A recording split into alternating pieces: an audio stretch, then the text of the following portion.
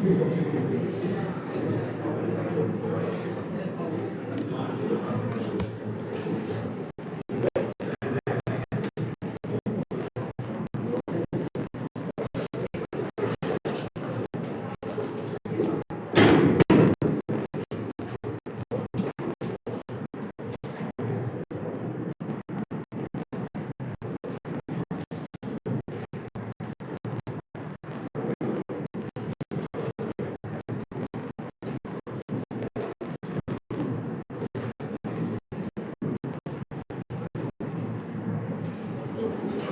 morning, everybody. Okay, so we are going to continue from where we stopped last week. When we start the class with prayer.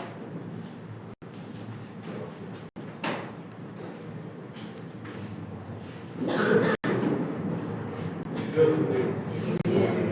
Thank you for bringing us into thank you for bringing us into another as we start 1 6 back. See the new guidance of Jesus' name. Father, to start this class, thank you because you have given us your divine wisdom, knowledge, and understanding to comprehend in Jesus' name. Amen. Thank you, Lord, for also helping our lecturers, teachers in the best way that we understand in Jesus' name. Amen. And Jesus' precious name, I pray. Amen. Okay. So, in the last class, last week, we talked about ANN, artificial neural network. Then we talked about the structure of artificial neural network. So, what we are going to do for this class is to continue the discussion. Then we'll do a little bit of Python programming. So in the last class, we were talking about neural networks. So we said that in artificial neural network, we are trying to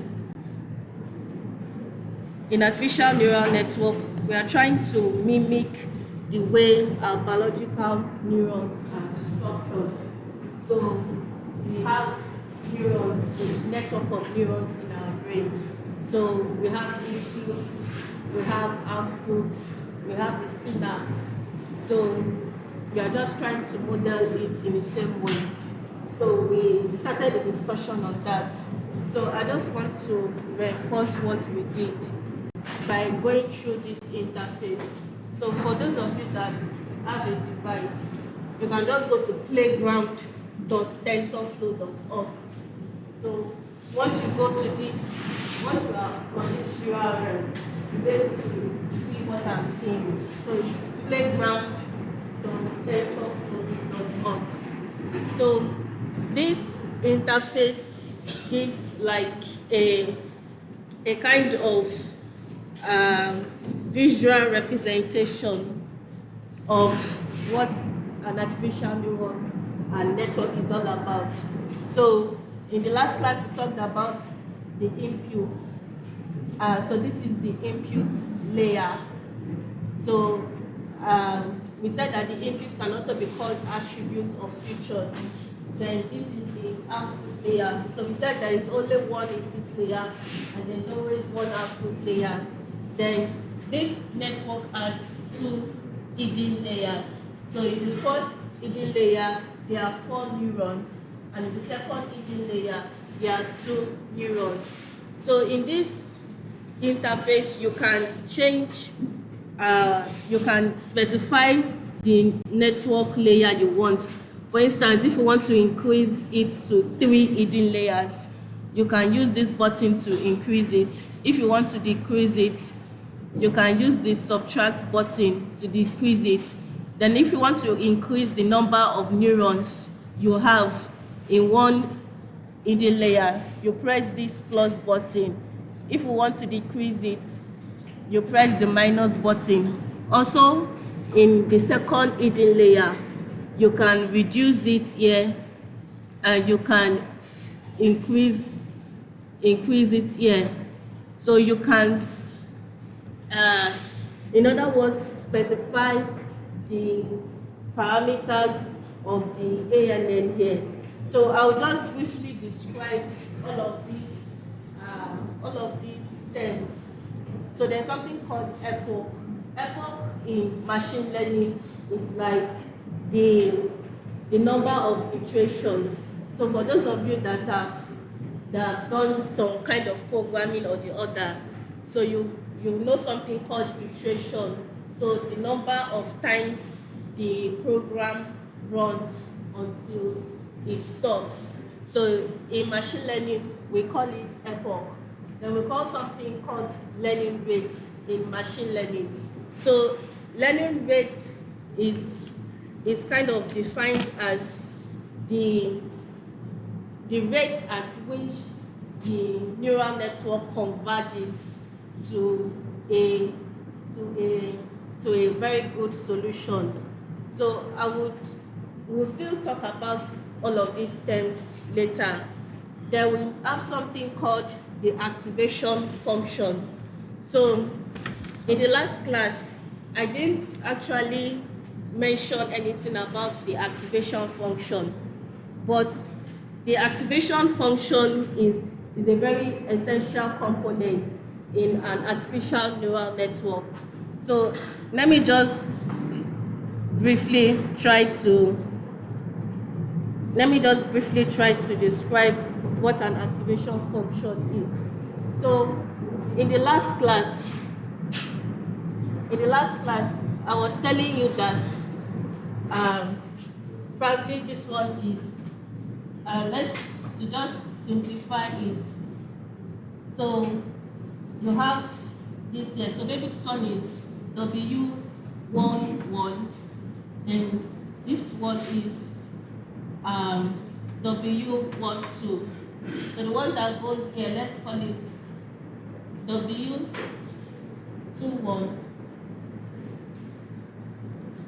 W21, then W22. The ones that come here, let's call it W31, then W32, and let's call this W41 and W42. So we actually wrote the equation. So we said that let's call this one the output. We can just say it is W11X1. So can somebody help me? So W11X1.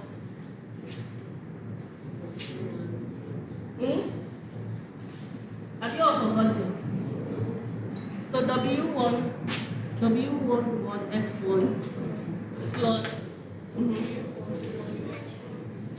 W12X2. Okay, so that's for this one. Then for the second one, W21X1 plus W22X2. Then W31X1 plus W32X2. Then W41X1 plus W42X2. So these are the outputs. So what I didn't tell you actually, so I want to just correct what you did. So it turns out that there is actually a W01X0. So there's a W not, it is not 2X0. There's a W not 3X0, and there's a W not X0 here. So for any artificial neural network, so you have your X0 here. Though the X0 is not actually, it's not there, like, but you can just imagine that the X0 is there. So So you have the x naught, you have your x1, you have your x2. So x naught is always equal to 1. So remember when I was telling you, when I was trying to say that the equation of a straight line is y is equal to mx plus c. And I said y is equal to w1 x1 plus w0 x0. So I said that this equation is equal to this equation if x0 is equal to 1. So the x0 is always equal to 1. So another thing I did not tell you in the last class is that this, let's call this one y1, y2, y3, and y4. So let's call this one y1. So what I didn't tell you, so let me write it again. Let me write it on the board. So y1 is equal to w01 x0 plus w11 x1 plus w12 x2. So that was what we were trying to do. So x0 is always equal to 1. Then all of these are the weights of the model. So what I didn't tell you is that this y1 is not actually equal to this equation. This y1 is equal to a function of this equation. So after this computing this equation, you have to apply an activation function. An activation function has to be applied on top of the result of this equation, which will actually give you the result of y1. So there's always an activation function. So there are different types of activation functions we have in machine learning. So if you, those of you that are connected, if you scroll down, you can see the different types of activation functions that are available on this interface. So one activation function is called the ReLU. So the ReLU stands for rectified linear unit. Rectified activation linear unit. That's what ReLU stands for. Then you have the tau function, you have the sigmoid activation function, and you have the linear function. So what is the function for ReLU? The function for ReLU is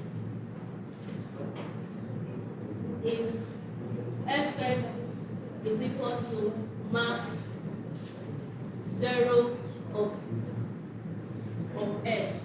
So this is the activation function for ReLU. So what does this mean? It means that after you've calculated this equation, then the result of the equation, you are going to input this function. So this function is also the same thing as 0 of x. So it's 0 if, so it's 0, so this function is 0 if x, so if x is less than 0, is 0, but it's x if x is greater than 0. So that's the interpretation of this function. So the result of this, let's say we do the arithmetic, and maybe we get a 10 of this arithmetic. So we say that the maximum of 10 or 0, which one is bigger in 10 or 0? 10. So the answer is going to be 10. So it's going to choose which one is the maximum in either 10 or 0. So if we calculated this equation and the result is minus 10, so applying this value activation function, what's going to be the result? 0. Yes, because it will choose the maximum between this output here and 0. And we now know that 0 is greater than -10. So that's one activation function value. So another activation function is called the tag. So the tag is the hyperbolic tangent, and the equation for the tag activation function is given by e exponential x minus exponential minus x exponential x plus exponential minus x. So what is this one saying? So you are going to do the output of this. So the output what you got from this, you apply this function. So essentially, in case of this x, you will put the output of this here. You will put the output of this function here. Then you will do the calculation, and that will give you your output. So that's for the tag activation function. Then we have the sigmoid activation function. The equation for the sigmoid activation function is 1 plus exponential minus x. That's the sigmoid activation function. So the result of this, you will apply this function. So the result of this, you just put it here, and that will be your result. Then the last activation function we are giving here is the linear activation function. The linear activation function is essentially no activation. You are not doing anything, because the result of this is still equal to y1. So you are just saying that you are not, your f of x is equal to x. So that's what the linear activation function.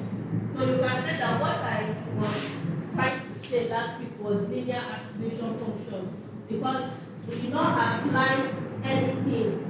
I did not tell you that you should apply anything after you get the result of this.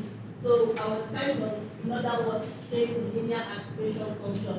So for the linear one, you are not applying any activation on the results of this. So you should know that in artificial neural network, there is always activation function. So apart from these 4, there are still other types of activation function that is available. So I will try to put a note on Moodle so that you can read up the other activation function. But the main idea behind it is that after doing all of this, you will apply another function, and that function will actually give you the results of what you are looking for. So that's activation function.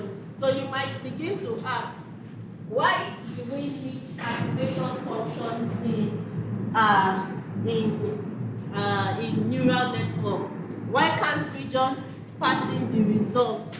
Why do we need to apply another function before we actually get another output? Has somebody just tried to guess, or anybody that has an idea of why we need an activation function? Just trying to just make a random guess, or if you actually know the answer too, you can say it. Okay, so the reason why is, look at this equation. If to say we're not applying, like I said, this is the result of the one that is entering into this particular one.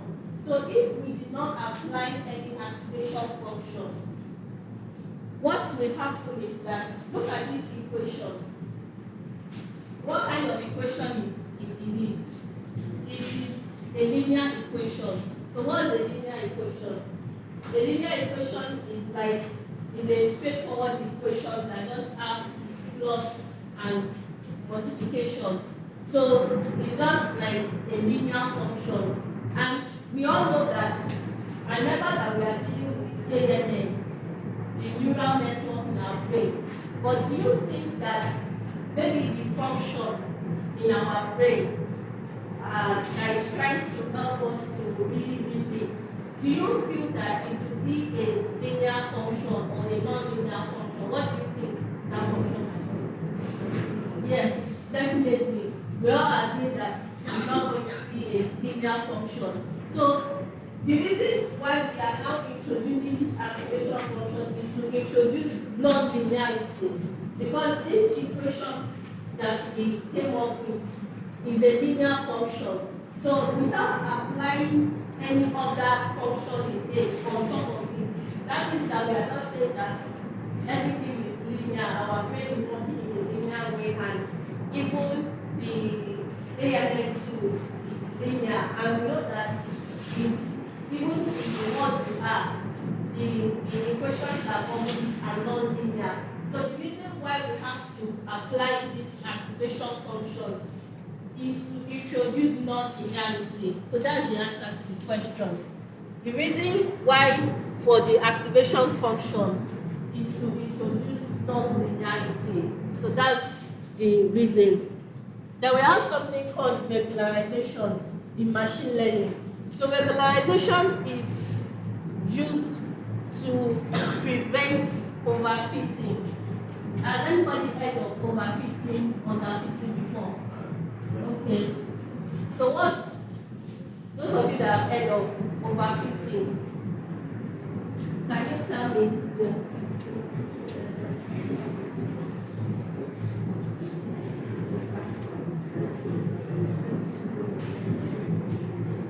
Okay, so she's very right.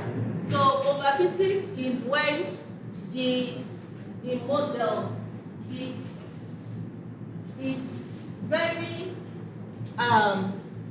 it has learned about the data set and is not able to generalize well when it sees a new data set. For instance, now let me give an example of overfitting. For instance, if we have this scatter plot,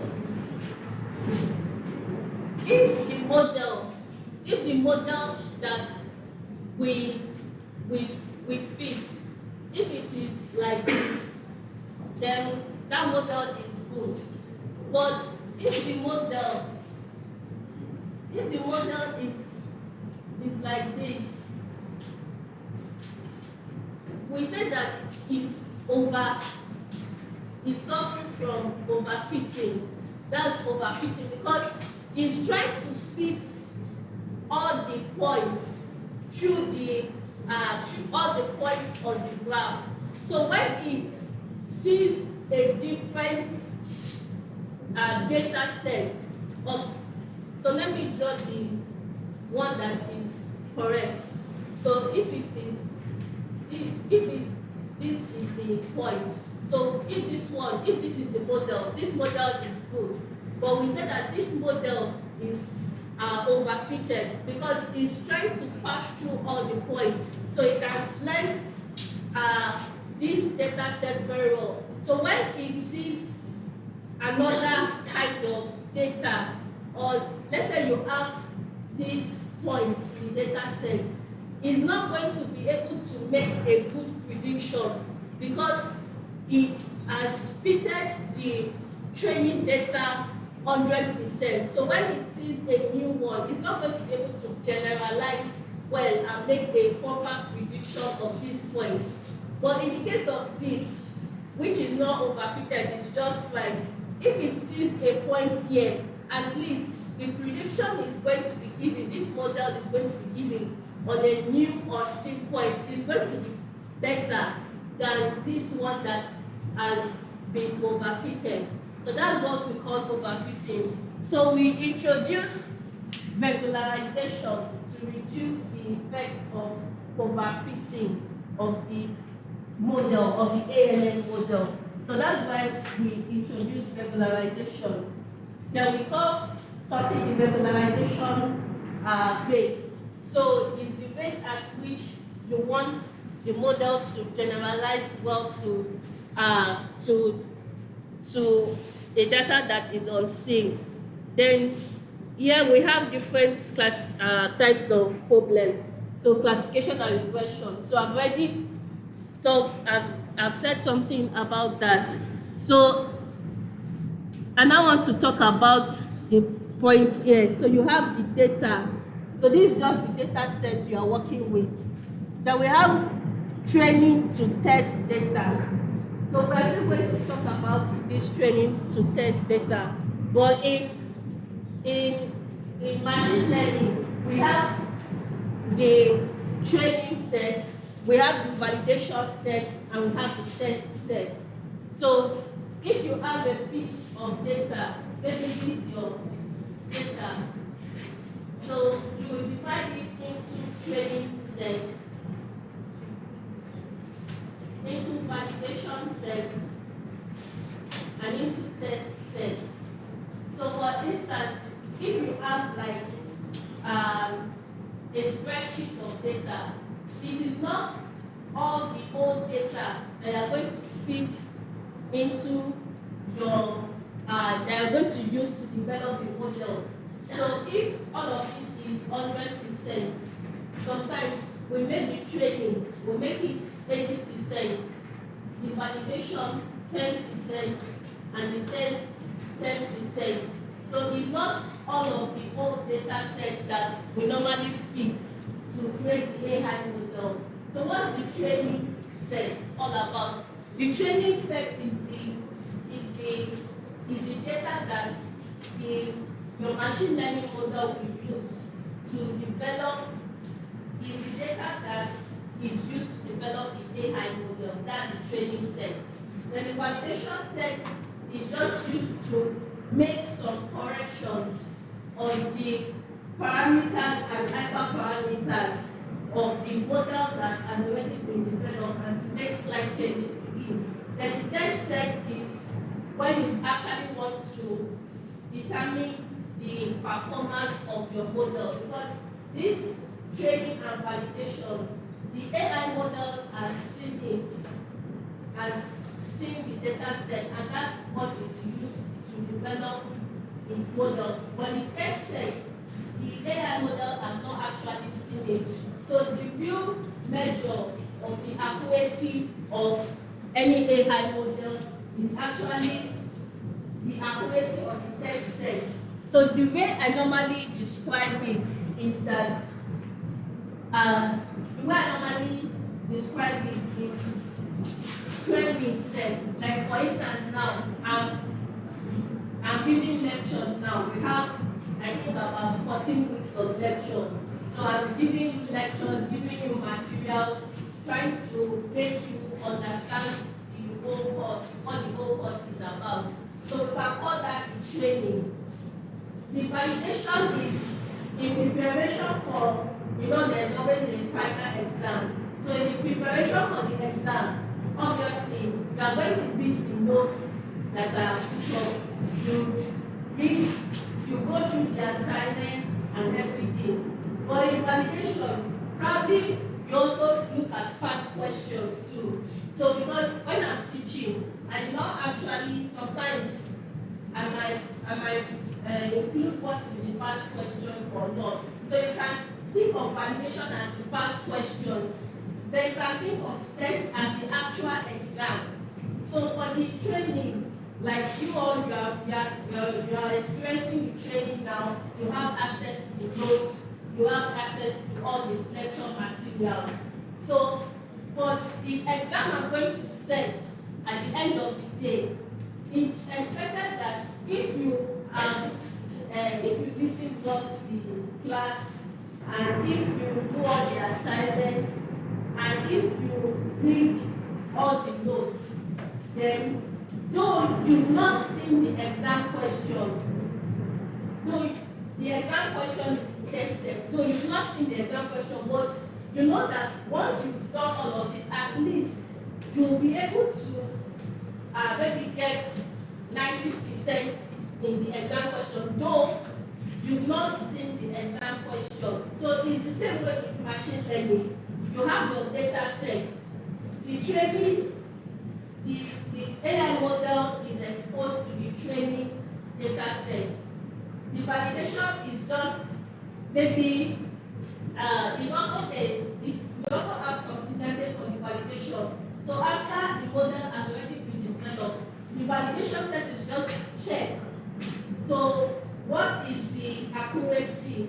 So you are just like looking at past questions to see what can I do based on what I've been taught in the class. So you are just trying to validate. And as a student, you've seen the past questions. You have access to the past questions. So same with the AI model. The AI model too, we look at the validation data from time to time. For the test sets, you've never, as a student, you are not expected to have seen the exam question. So the AI model has not seen the data in the test set. So that's the way I normally explain it. So all of this, I will still be explaining it later. Then we have the noise. Noise is just used to introduce some form of variation in the data set. It's also used as a measure to reduce overfitting, which I've talked about. Then we have something called the batch size. The batch size is kind of like it's synonymous with the epoch. So for instance now, if you have your data, maybe the data set it has 2,000 images. That's your data set.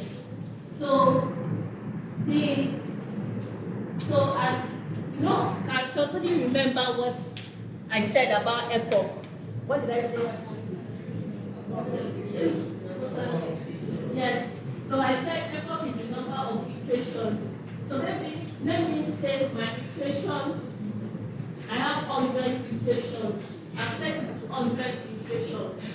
So the batch size is the size of data that is going to be handled for each iteration. So maybe in the first iteration, I want to handle 100 images. That's for the first iteration. So the 100 images will go through the AI structure, trying to develop the AI model. For the second iteration, you will pass in the next 100 images. So for the third iteration, you pass in another 100 until your total 2,000 images is finished. So the batch size, because in machine learning, we don't pass in all the data sets at once. We pass it batch by batch. So this is one batch. This is another batch. This is another batch.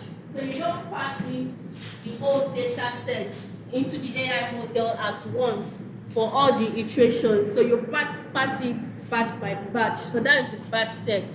So we are going to look at this AI model. So I'll press this play button. So the play button is on, and can you see that the epoch is like the number of iterations? Then what this AI model is trying to do is trying to classify the orange from the green. So this is the line it has been able to develop from this structure of the AI model. So you can see the weights. So for each iteration, for each iteration, the weights, these particular weights, they are being modified such that the best classification is obtained. So we can see that we have been able to the training loss and the test loss. So like I said, the training loss is kind of a measure of the accuracy of the training data. So remember that the AI model has seen the training data, but the test. So what did I say about the test data? Yes, the AI has not seen the test data. So the accuracy is 100% because we have a loss of 0. So since it has seen the training data, the accuracy is going to be much higher. Then the test, based on the data that it has not seen, it was able to have a loss of 0.01%. And a loss of 0.01% is equivalent to an accuracy of 99.999%. So we can say that the accuracy of this model is 99.999%. So let's change the data set. So if you have a device, you can also follow along. So let's look at this data set. So before we were using this data set, and we can see that the AI model was able to classify the orange from the green. So let's change to this data set and let's use so I've started the iteration again. So look at this model. It's trying to separate the blue from the green. So this is the blue here. This is the blue and this is the green. So from inspection, is this model, is it okay?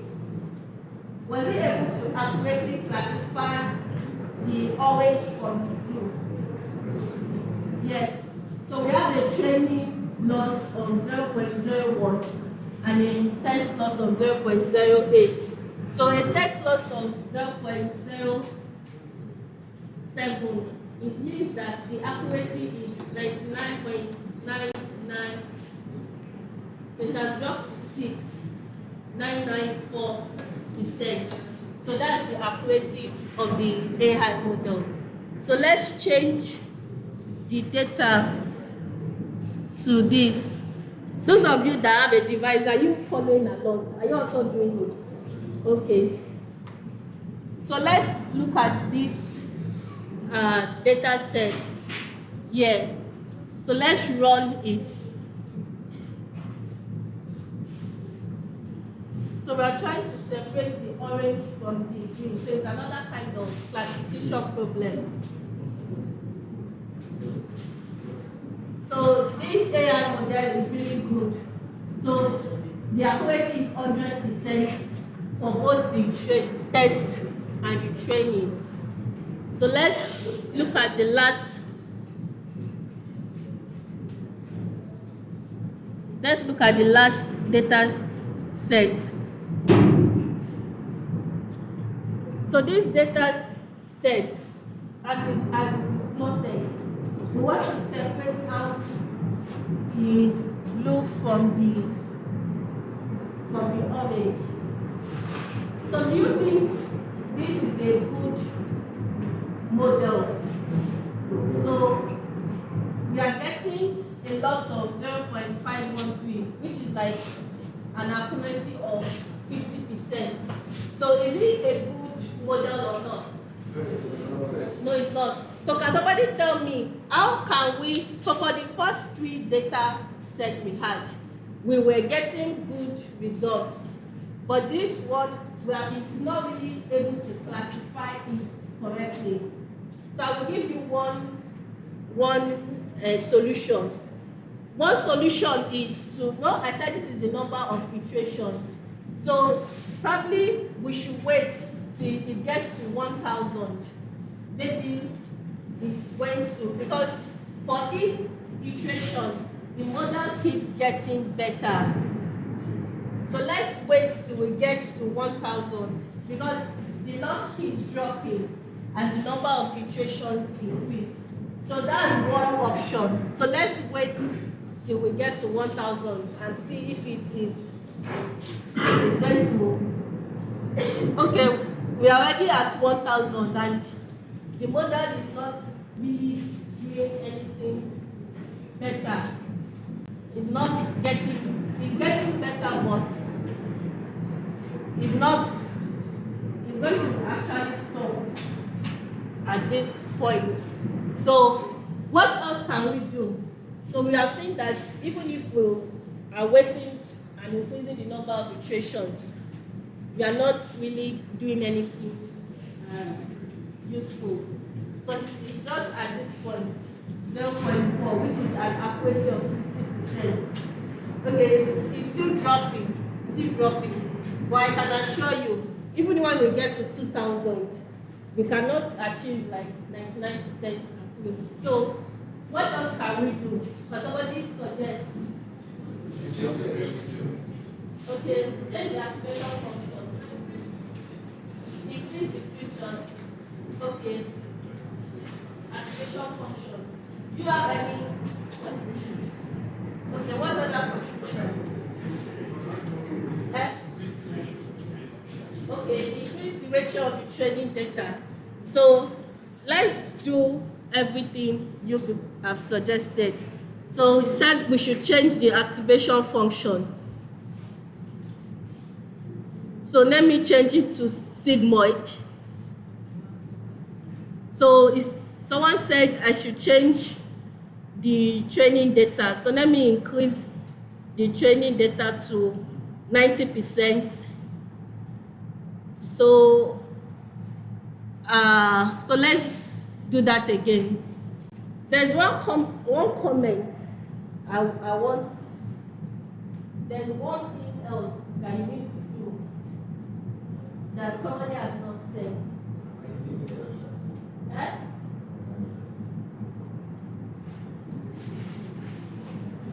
There's one other thing you can do that somebody has not said.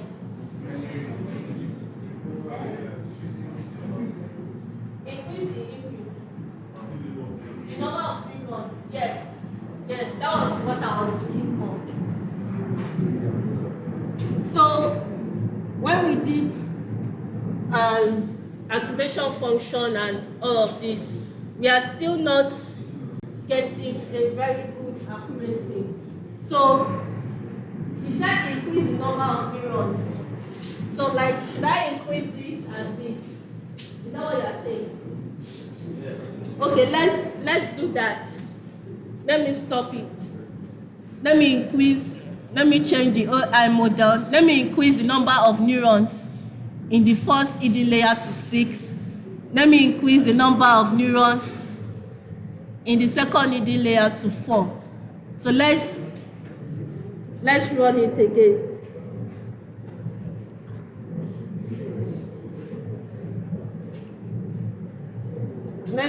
Let's wait for it to get to maybe 1000 and see if it's going to be better.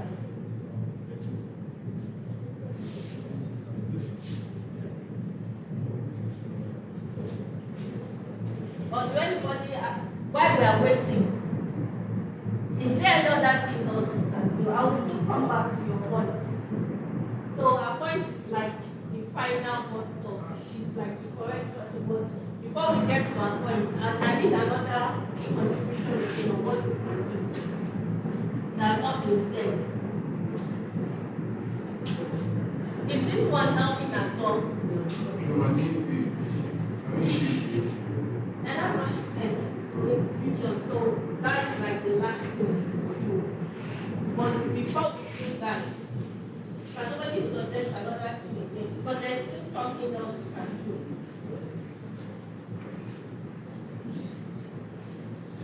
Okay. Increase what?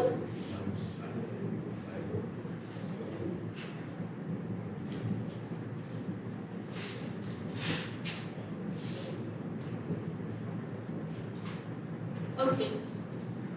So the answer is not the back side. So yeah.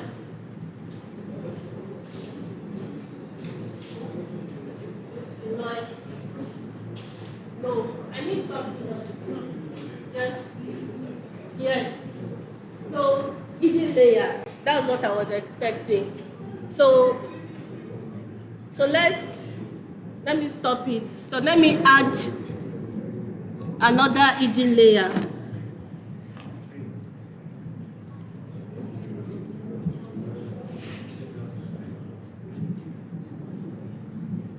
add another hidden layer to it.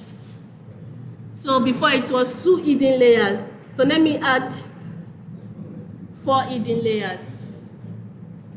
Then let me try to increase the number of neurons.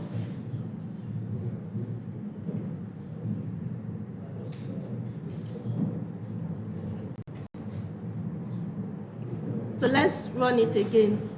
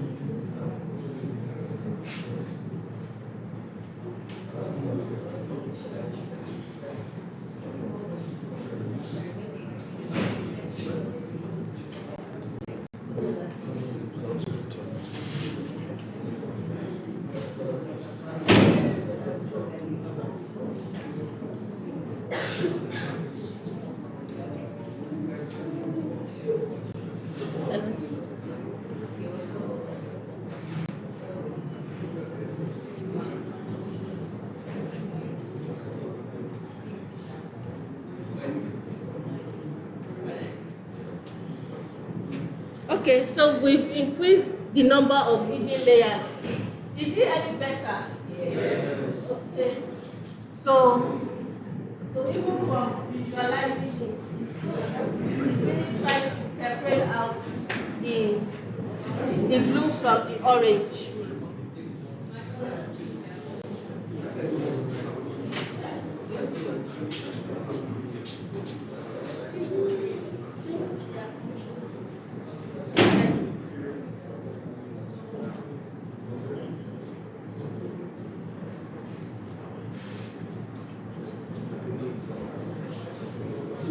So we can see that it's really,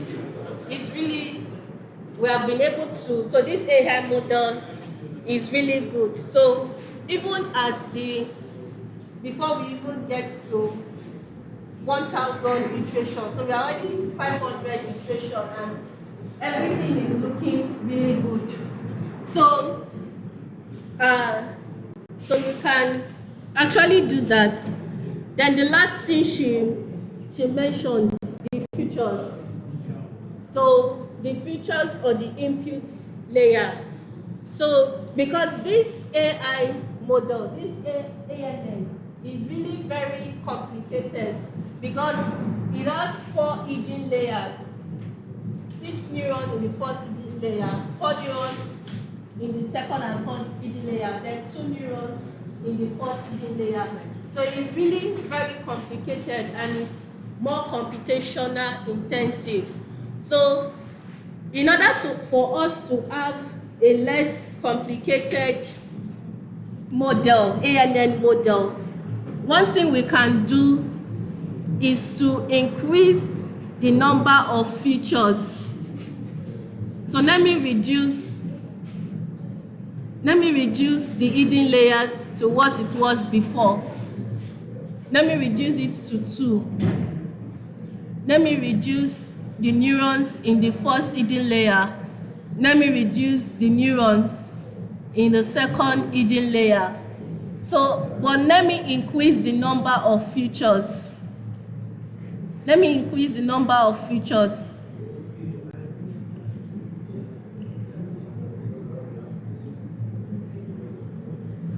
So,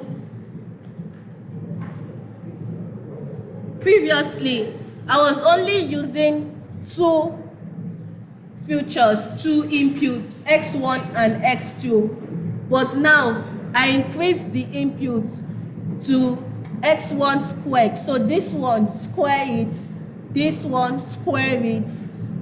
x1 multiplied by x2, sine x1, sine x2. So I did some transformations on the inputs and I increased the number of inputs we have. So I've returned it back to the simplest AI model we were using. So let's see how this will perform. So we discovered that it was when we changed it to 4 hidden layers, then we increased the number of neurons. It really did well. So let's make the AI model simple in respect to the number of hidden layers. Then let's increase the number of features. Is this one good? Is it good or not? Are we good? Yes. So let's wait to 500 and see. 500 iterations.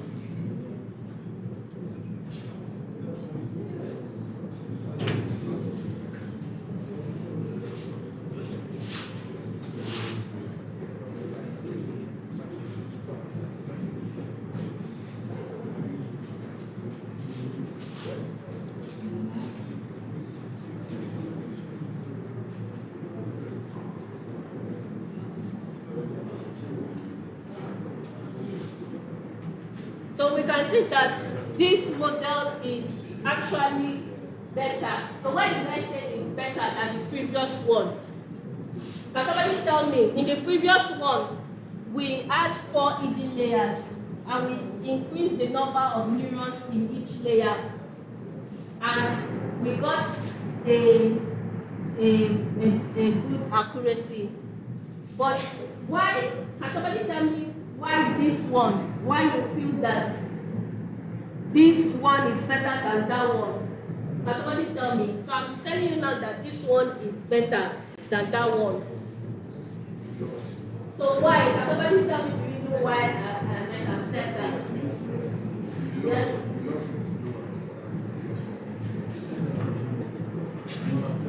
The loss is lower. The loss is actually higher because in the previous one was like 0.01. The loss was higher in the previous one. So why did I say that this one? Exactly. So that's the answer to the question. Because this model is lightweight. It's not, because that one was really very complicated, though it did the job, but it's, in terms of computation requirements, it requires much amount of computation. It requires lots amount, a bigger amount of CPU memory because of the complicated model. But this one, being that is a simpler model and it's still able to do the job, though not as accurate as that one.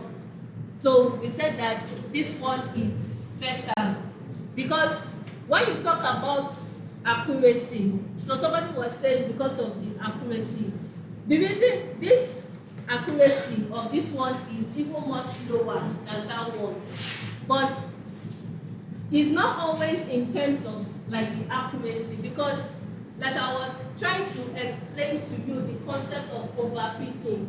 A model that is overfitted, it will have a very good accuracy on the training, but it wouldn't have a good accuracy on the test, because 100% it will fit, the model will fit through the data point 100%, but will not be able to generalize well on test data or new data.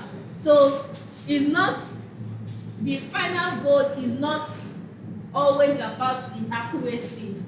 It can also be that you were able to develop a simple model that was able to do something substantial. That can also be good, because when you are trying to reduce the computational power of the AI model, you are also doing something very good. So you should know that it's not always about the accuracy. Then I will also, in the course, as we move along, we'll be discussing some other things that are a measure of the performance metrics of an AI model. So one of it is the accuracy, but there are other metrics apart from accuracy. So there's something called the F1 score, there's something called the precision, the true positive rate, the false positive rate. So we are even going to be seeing that these other ones are even a better metric of the performance. It's not always about the accuracy of the model. So I just introduced this illustration to give you a deeper understanding of how an AI model, how it's structured. So because when you can see it and when you can see it working, you'll be able to understand it better. Another thing before I leave is,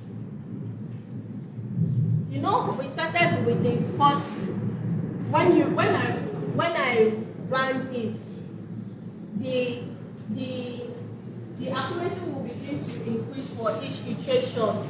So, and all of these, like I said, are the weights. So for each iteration, for each batch, the weights, it is the weights that are changing. So the AI model is trying to learn new weights that will actually give us the best output and will make us to come up with the best model for what we are trying to do. Then another thing I want to ask is that these are the inputs. So in the last class, we talked about attributes and features. Can somebody remember what we said is the difference between attributes and features?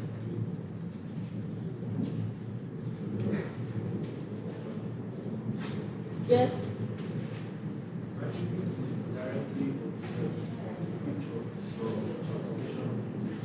Yes, so it's very correct. So features are the transformation. So these ones are called features.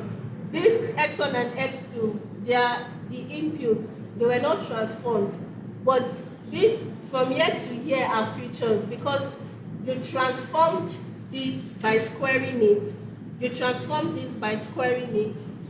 This one is transformed because you multiplied this by this. This one is transformed because you did a sign on this. And this one is transformed because you did a sign of this. So the last thing is that, like I said, for each iteration, the weights of the AI model, these weights that I'm talking to you about, the weight of the AI model is the one that is changing. So if you hover the mouse, can you see that the weight here is 1.3, 2.2, 1.6, minus 1.6. So you can, when you hover on that line, you would actually see the weight that is being shown. So this is the final weight of the AI model based on the final iteration at this point. So first of all, when you start running it first of all uses random weights, but with time and with more iterations, the weights begin to change according to some equations. So one of which is the gradient descent algorithm. So it begins to update the weight on each iteration. So at this iteration, these are the weights that actually produce this AI model that gave us this training and testing loss. So I just wanted to introduce this to reinforce what we did in the last class.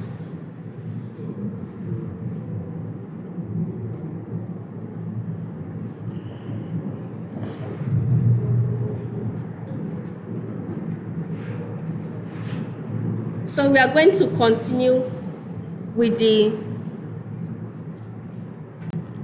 we are going to continue with the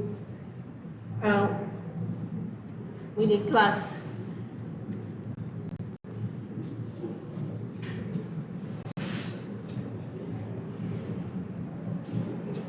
Okay. Yes. Why does an increase in the number of features give us a better or a more accurate prediction going to things like dimensionality? Okay.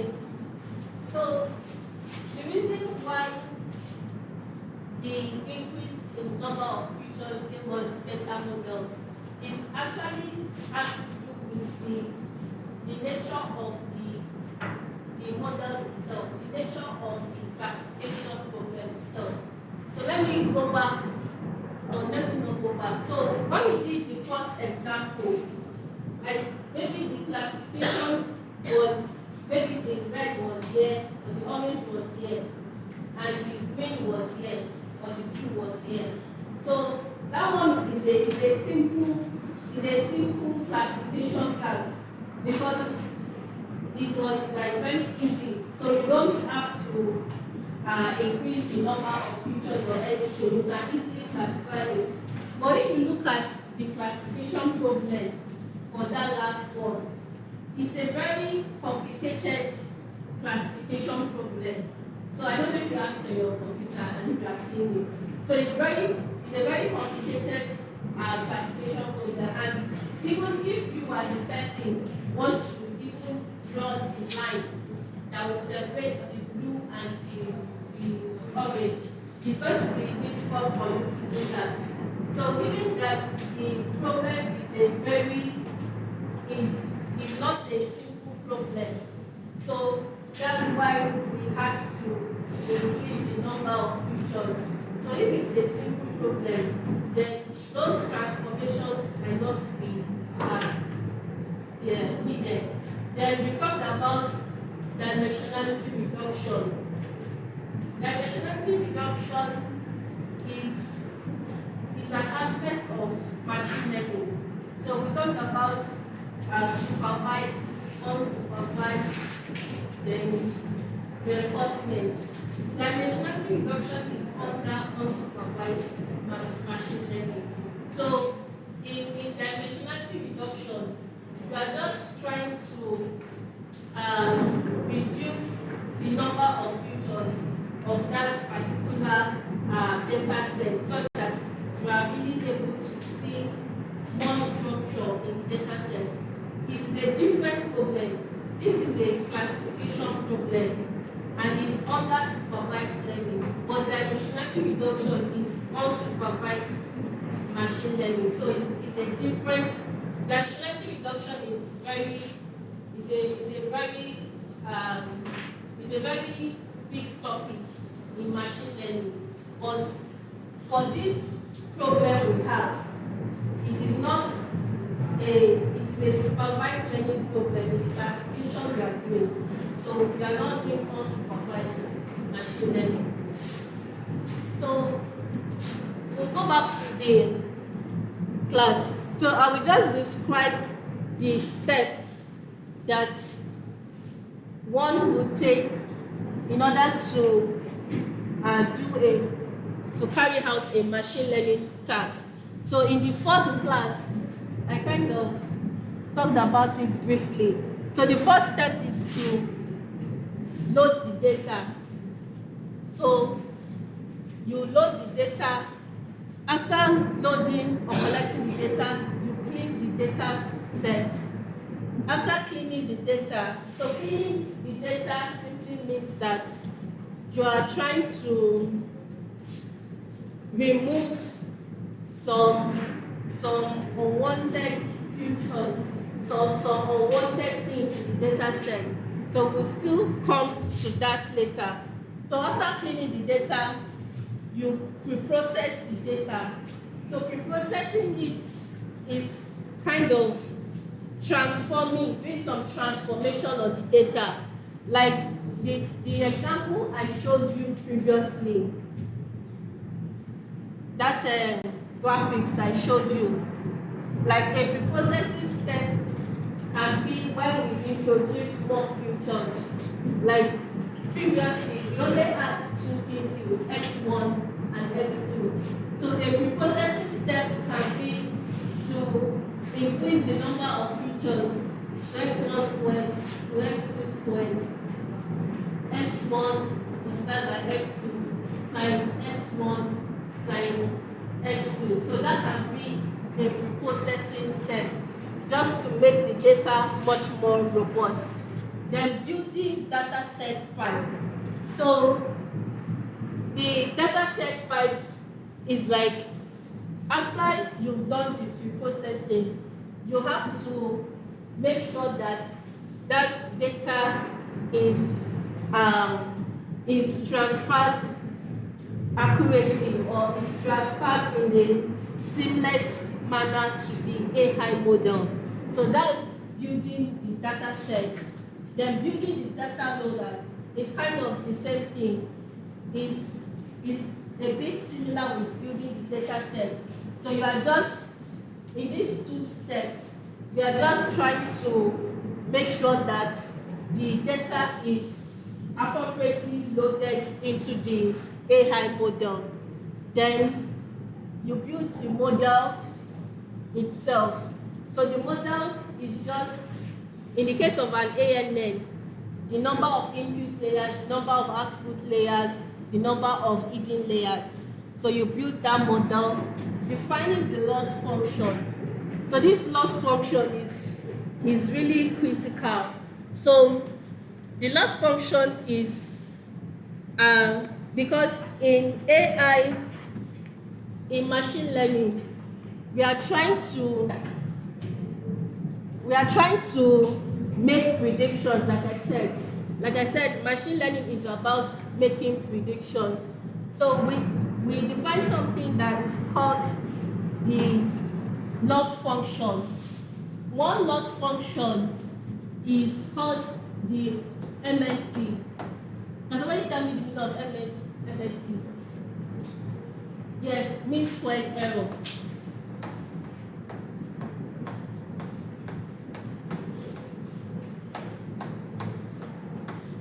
So one loss function that we normally use is called the mean squared error. And this is one example of the mean squared error. So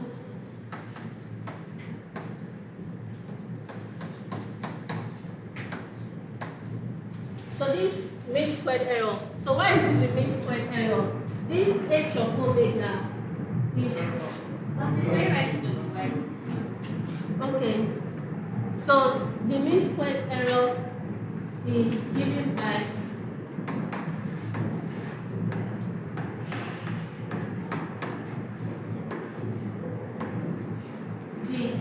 this equation. This h of omega x is the prediction. This y is the output. So you might be asking that, what is this? This h omega x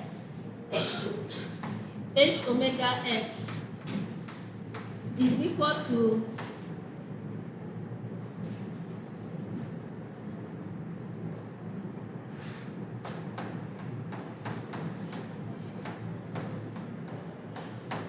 so remember I told you that for an ANN model, like the output based on the neural network is given by this equation. So this equation, like I said, after going through this equation, you have to apply an activation function. So that's where this N came into place. Activation function. So can somebody remind me why I said we need to apply an activation function? Yes, to introduce non-linearity, because this equation on its own is a linear equation, and we know that the world which we live in is not linear. So you have to apply an activation function. So this function here is the prediction. So you are trying to, is a model of the prediction for the ANN model or the linear regression tags. Then after you've done this, so this is the prediction, but there is an actual output. So in the mean squared error, you are comparing the prediction of the AI model with the output, and you are subtracting it, then you are squaring it. That is why it's called mean squared error. So it's actually sum of the mean squared error. So this, the difference between the prediction and the output will give you the error. Then you square it, then you sum it. So it's sum of the mean squared error. So it turns out that you have to predict the loss, you have to define the loss function. So this is one loss function that we normally use or we majorly use. That's the sum of the mean square error. Then the optimizers, defining the optimizer. So the optimizer is the algorithm that is used to change the attributes or the attributes of the neural network, such as the weight and the learning rate. So that is called the optimizer. So the optimizer is really important because, like I said, these weights, once at the first iteration, they are usually randomly generated. This W1 and W0, the weights of the neural network, they are randomly generated at first, but the updates, they need to be updated at each iteration using an equation, and the optimizer is actually the equation or the algorithm that defines how these weights will be updated on each epoch, on each iteration. So first of all, you have to define how your loss function, what you want your loss function to be. Then the optimizer is important because, like I said, this weight at the start is random. Random weights are provided. But if you look at that visual that we were doing, maybe you still have it on your computer. At each iteration, the weights were actually changing, though I did not emphasize on it. It was just the last weight I was trying to show you that these are the weights. But if you slow down the iteration, you see that for each iteration, the weights were actually changing. And the weights, like I said, will change based on an equation or an algorithm. It's actually an algorithm that is used to change the weights. So that is the optimizer. That is the work of the optimizer. You have to define or specify how these weights are going to change. Then you have to training loop. So what are the number of iterations you want and everything, then it will make your prediction or it will give you your final answer. So this will be this particular figure that I've shown here. We are going to be repeating it several times in this particular class. So we will show at each point, we will show where we are in this block. Probably we are loading data, or we are training, or we are evaluating, or we are building the data loaders. So before I move on to Google Colab, I want to ask I talked about activation function. So when we put up the notes or module, like I said, there are different activation functions: value, task,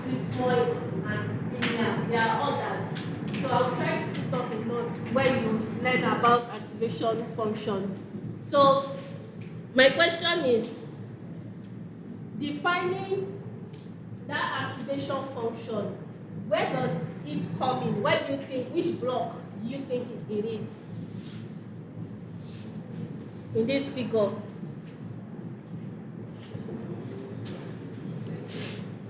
Eh?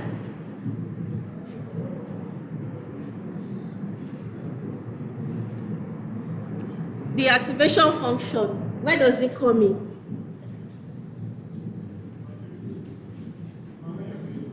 Eh? When you are building the model.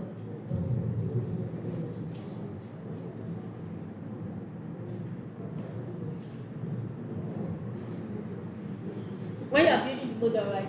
Is it correct? Is it here or here? Is it the loss function? Eh? Why is it the loss function?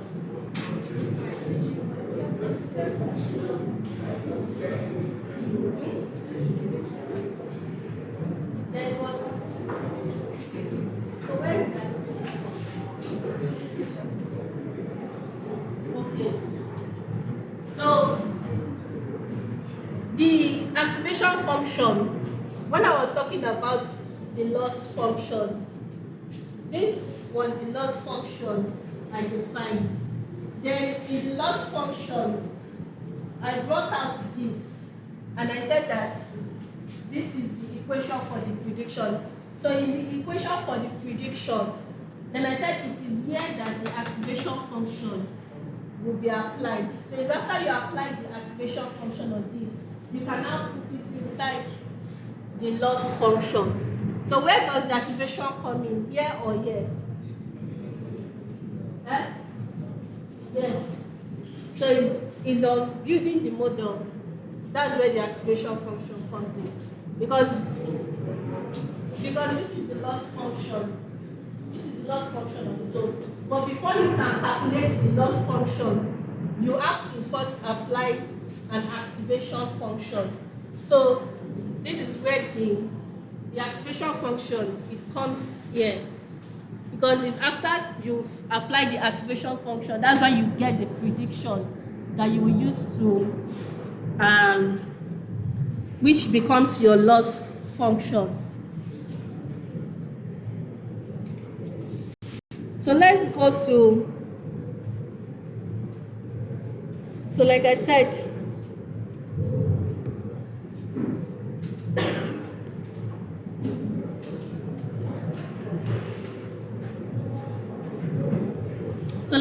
we are going to do Python, some programming. So, and in the last class, I introduced you to Google Colab. So for the purpose of this class, we are going to be going through this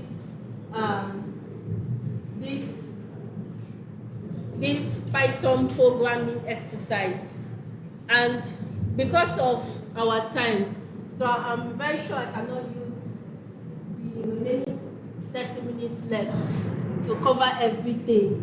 So what will happen is that I will just go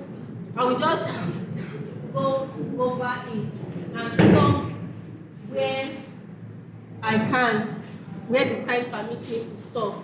So the remainder of because of the time, because I'm looking at the time now, because as it is now, we are not going to have tomorrow's class because of the ongoing cyber defense. So the class of tomorrow will not hold. So what will happen is that wherever we stop for today, we'll know that that's where we stop. Then I'm going to upload a video on Moodle to complete this, because I want by next week, I want us to start another thing. Is that okay with everybody? Okay. So the learning objectives. So by the end of this lecture, you should be able to load and manipulate tensors in Python. So we'll be talking about what are tensors. Then you should be able to perform basic pre-processing on your data, such as standardizing continuous attributes. So you'll be looking what are continuous attributes. You would know what are they and how to pre-process it. Then you should be able to build a data set out of tensors. Then you should be able to split your data set into mini batches using data loaders. So this is in Google Colab. So in the previous class last week, I talked about Google Colab. So I just said that it's just colab.research.google.com. So once you have a Google account, you'll be able to use Google Colab. So let me just try to see if I can start. So let me go to Colab.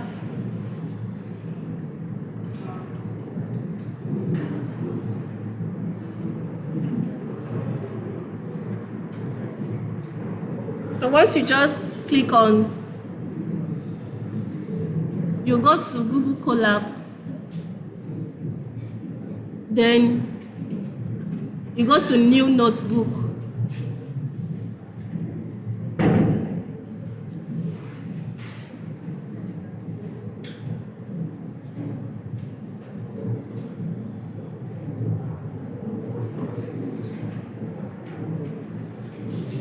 So once you go to New Notebook, so this is the interface you are going to be presented with. So you can begin to write the code here. So you can type the code here. So if you want to create another code block, you just click on this and you can type any code block you want. So you can create as many code blocks as possible. So that's how to create a Google Colab. So one advantage of Google Colab, I said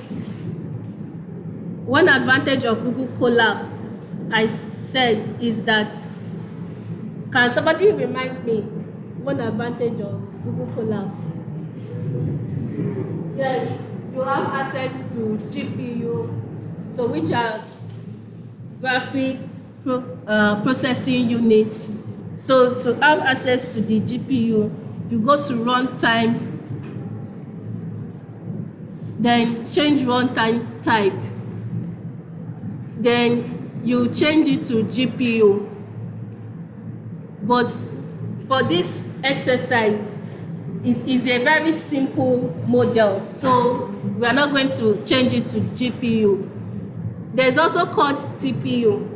TPU stands for Tensor Processing Unit. So the GPUs originally were created for gamers so that the processing units would be fast. They were not originally created to build AI models, but with the introduction of CUDA from NVIDIA, so GPUs could interface very well with AI models.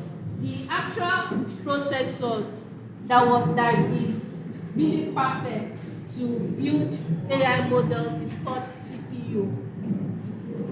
So Tensor Processing Unit. So this one you can have access to it, but it has some limits. So but the TPU, if you want to have access to it, I think you need to involve some kind of payment or something. So we are just going to leave it as CPU because we are not doing anything heavy. So we have something called scalars. So we want to know what are tensors, but before we know what a tensor is, we need to distinguish between scalar, vector, and multidimensional array.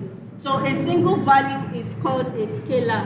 So if you just have a single value here, it's called a scalar, and this is how you define a scalar. So a scalar is defined as touch.tensor, then you just write the value, because a scalar is a single value. Then in Google Colab, if you want to run the code, you will just, after typing it, you just click on this play button. So this shows that it is loading.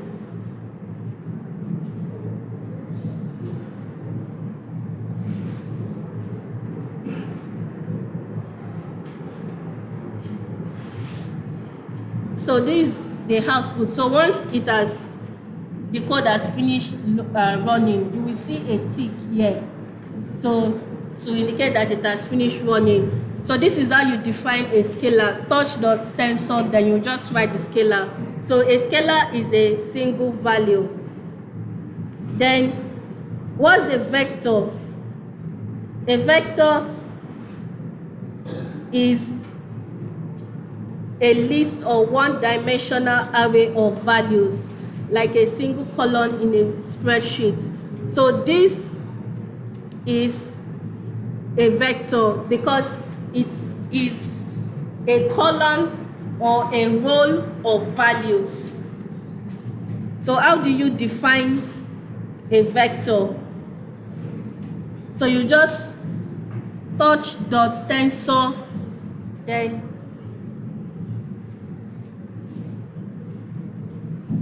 so touch.tensor.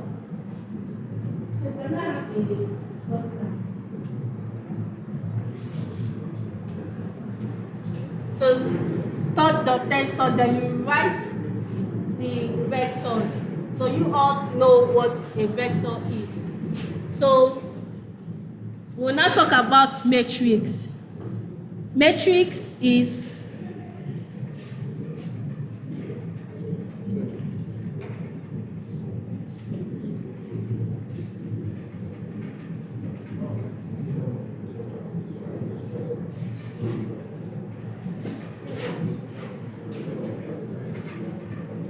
So matrix is a two-dimensional array of values. Matrix is a two-dimensional array of values. So this is the vector.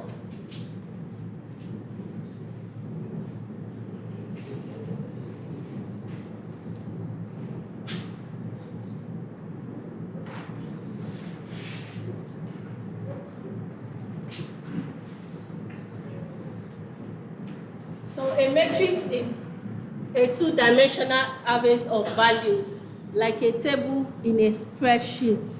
So it's called a matrix. So why is it two-dimensional? So you have, it's just a combination of different vectors. So it's called a matrix. It has two dimensions. So for instance, in this particular line of code, we said that matrix is equal to this. So it has two rows. 18, 15, 14. That's the first row. Then the second row is 130, 165.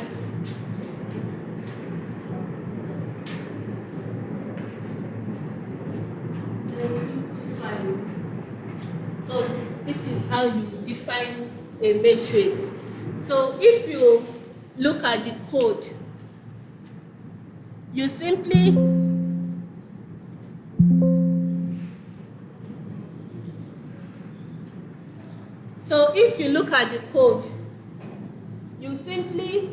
write a matrix.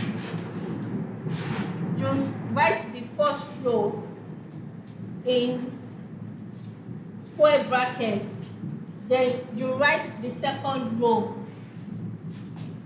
then all of it is in square brackets. Then all of the matrix will be inside a bracket. If you want to specify the third row, what are you going to do? You just put a comma here, then write another set of vectors there. So if you want to run it,